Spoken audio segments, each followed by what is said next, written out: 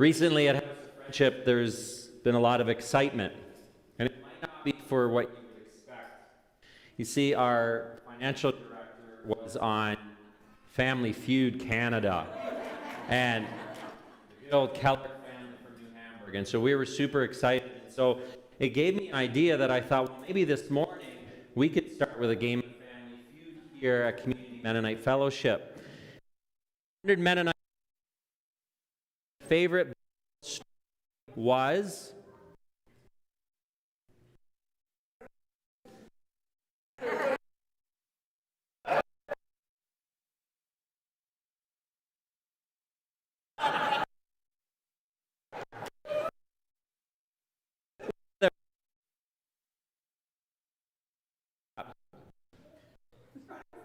the that'd be top. Samson, David's favorite. Thank you. Noah, right? So this morning's scripture, you know, the feeding of the 5,000 would definitely be. I think that is in one of the top 10. But I sometimes, that's all it is. Nice painting of it, or cartoonists to have some fun with it. I actually brought a few. Here's some of my favorites.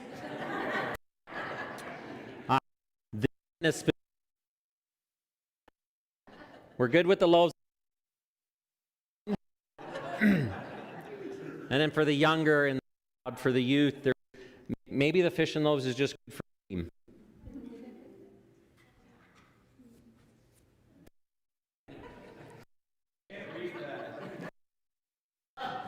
They were like, but we only have 5 loaves of bread and 2 fish, but there's 5,000 of us. And I was like, yes. But in a time when these are the headlines that we wake up to every morning in the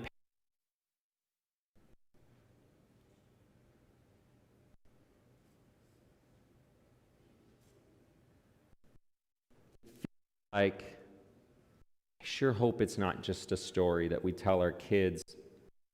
Maybe there is something to it, and we could use the feeding of the 5,000. And it feels like the need is actually far greater than 5,000, and all we're showing up with is 2 fish and 5 loaves. And so that's the question to explore this morning is,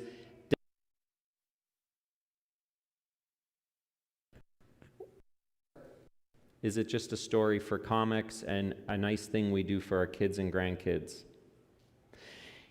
And I think if we actually story a little more deeply, we start to see that Jesus hits 3 buttons. Send button. Your might have made a spelling it's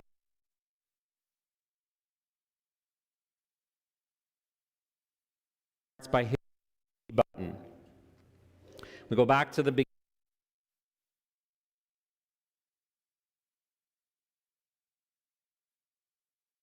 Toward him, he said, bread for these people to eat. Jesus looked up and walked through life just focusing on themselves, see what's going around themselves. And so the first question we have to ask is, what are we willing to see? Many years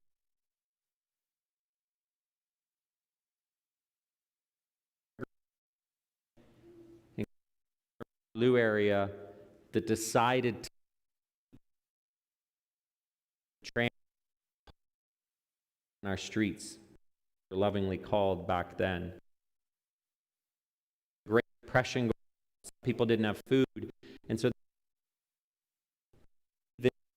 instead of simply ignoring it. But the child, over 100 years ago, MCC was people decided to see Ukraine. Everything that we have today started decided to look up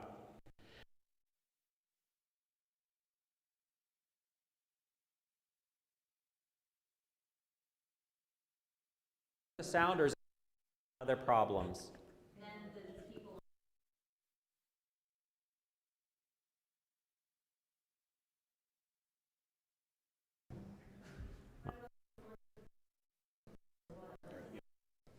Sure, why don't I do that? Be good. Let's try it. Hello? If that's on there, then. Hello? Good. Here's my challenge, though, is that there's so much going on that some people say, well, I see this, I see that, and I want to make a difference for this and for that. And the very dangerous thing of turning your head up and seeing is you could see too much, or you could see too, and it actually gets you immobilized. And this is my concern when I meet with young people who are so well educated and they understand everything that's going on. And I think even my own young kids growing up, I mean, the things they were learning about what was going on in other parts of the world in already grade 3, I didn't know that kind of stuff growing up. And the challenge of, it's very dangerous to look up. There's a reason why a lot of people choose to look down and not see the pain and hurt around them, because it can be overwhelming. And I've experienced that personally myself. Remember when I was studying in Winnipeg, my third year, I decided to volunteer at Stony Mountain Penitentiary. And, would go there every 2 weeks. I was matched up with an inmate there that I would visit. And I got so entrenched in the correction system, and I was going to, change it, and I was going to get involved. And I kept learning more and more about it and more about it, to the point where, to be honest, I got so overwhelmed by it, I walked away from it. I just couldn't handle how much I saw and learned, and I just felt overwhelmed by it.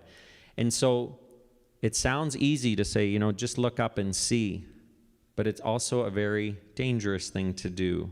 You can get immobilized, you can get overwhelmed, but that is where things start. We have to choose to see things and to move from there. I did share, for those of you who were in the Sunday school class, sometimes for those of us, who've got kids or grandkids, it can feel a little overwhelming with everything going on in the world. So I encourage parents and grandparents to read this book called Factfulness, that actually looks at database stuff and it says 10 reasons why we're wrong about the world and why things are better than you think. Sometimes it can be very easy to get overwhelmed and think, oh, there's too much going on wrong. But actually, if we look at some of the things that are going on, things are improving in a lot of different ways. So we start with the see button. You have to make the decision whether you want to see or don't want to see. Once you hit the see button, let's go to the next button that Jesus hits in this. Okay, so let's go back to the scripture. Jesus hits the start button. Philip answered him, "It would take more than half a year's wages to buy enough bread for each one to have a bite." Another of his disciples, Andrew, Simon Peter's brother, spoke up. "Here's a boy with 5 small barley loaves and 2 small fish, but how far will they go among so many?" Jesus said, "Have people sit down." And there was plenty of grass in that place, and they sat down. Jesus then took the loaves, gave thanks, and distributed to those who were seated as much as they wanted. He did the same with the fish. So some of you are saying, okay, so I see something and I want to do something about it, and I want to hit the start button. I want to do something like Jesus did with the feeding. Here's my huge warning for those of you who are going to go from seeing something to try to start to do something about it, is you're going to be bombarded with TBU. And that's really hard to get past TBU. I want to share with you a story of Jerry Sternin here. It's 1990, and he's been invited to Vietnam to address child hunger. And pretty overwhelming, right? Kind of like feeding of the 5,000, but maybe 5 million. And so Jerry shows up in Vietnam, the officials greet him, and they say, "Look, we're not really happy that you're here. You're a foreigner. You're here for 6 months, and you're not going to be able to do anything. poverty is so rampant in our country. The access to clean water is next to impossible, and the people living in rural parts are fairly ignorant. Like, you're not going to be able to change them or do anything. And so Jerry Sternin looks at them and says, "Thank you, but that's TBU. True, but useless." True, but useless. You're right. There is rampant poverty. There is lots of challenges. The water isn't clean, but there's millions of children who are dying of hunger, and we've got to do something. So what does Jerry do? He can't speak the language, and so all he does is he says to some of the locals, he says, "Are there any children that are reaching their milestones? That they are growing up? They are?" And yes, there are some. Not many, but there are some. He said, "Can I talk to those mums?" And so Jerry starts observing these mums with these children who are developing and growing well. And he notices that these mums are doing things that are different. 3 things they're doing differently. The mums are very active in the feeding process. It was thought, too, that you just put food in front of a child and the child will know to feed itself. It's like, no, actually the mum was bringing the rice to the lips and helping, and so those kids just did better. Number 2, those mums were providing smaller amounts of food 3 times a day versus one large amount once a day, because as you and I know, our bodies are actually better at digesting smaller amounts in increments versus large amounts at once. And the last thing is, these mums were taking crab flakes and putting it in, mixing in with the rice, and it was thought like that was not something they should be doing, but it was actually adding protein for those kids, much needed protein in their rice. And so those kids were growing, hitting developmental milestones. So all Jerry Sternin did is he took these mums and he got those mums to share it with the other mums. And lo and behold, child hunger was starting to be addressed through the community in a way.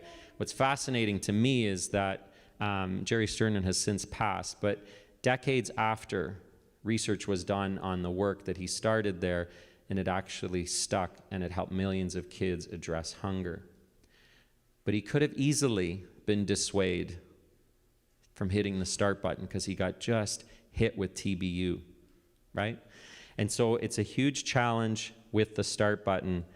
I'm assuming that small prayer group was really scared to invite these gentlemen on our streets back in the economic depression.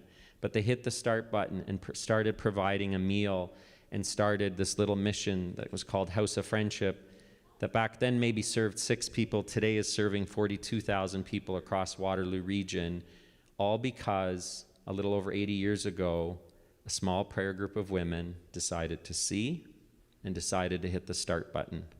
Now, they probably never could have imagined what evolved from it, but that is how it works, is that today, in today's context, House of Friendship is trying to now start the button on changing the way homelessness is addressed. And let me tell you, it's not easy in today's context, and we get a lot of TBU.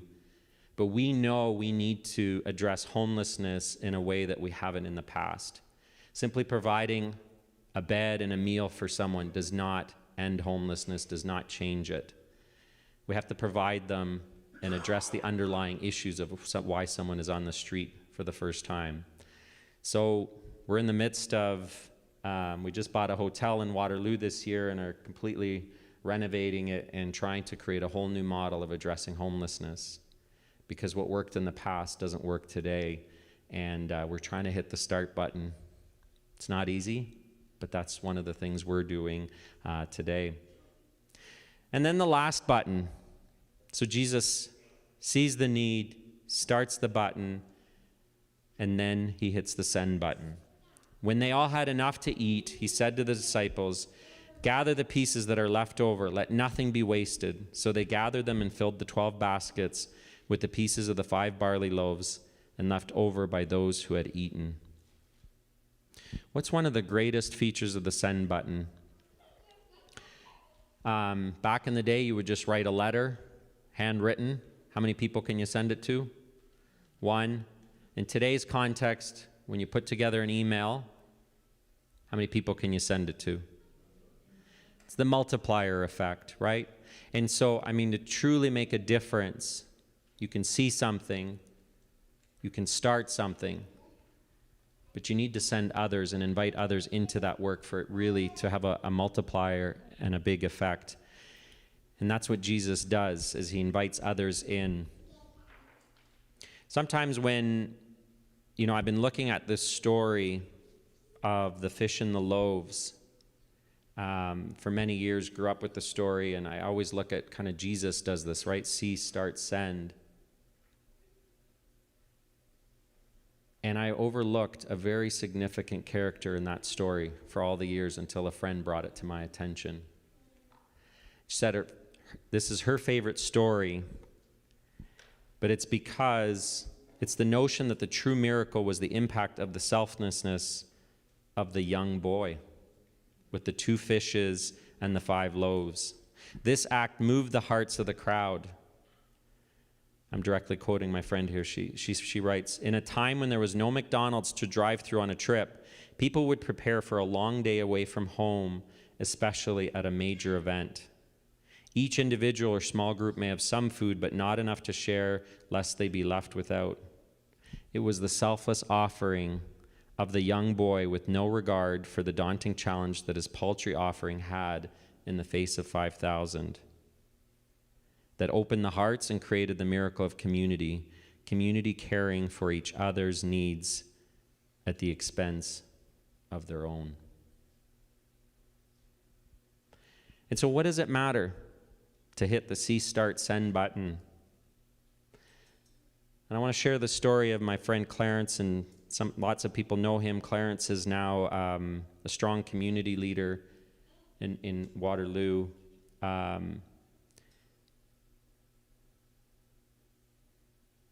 But a number of years ago, and Clarence's Indigenous background, as part of the 60s Scoop, grew up in foster care, lived in our shelter many years ago, and lost his identity, and then came back, got some addiction treatment, and today Clarence is a community leader who has started Crowshield Lodge, which is a land-based healing center to bring non-Indigenous, Indigenous people together for healing. And so I asked Clarence, I said, Clarence and I also were colleagues for the last decade. He served at House of Friendship, worked in our shelter, and continues to serve others in the community now. And I asked Clarence, I said, how does this work? Like, how did you and I become colleagues? You were living on our streets, you got separated from your 2 daughters. And he said, and I've never forgotten his words, he said, because the community never gave up on me. There was always a place for me in my lowest times when life fell apart, that I had somewhere to go, someone that gave me a meal, someone that gave me a listening ear.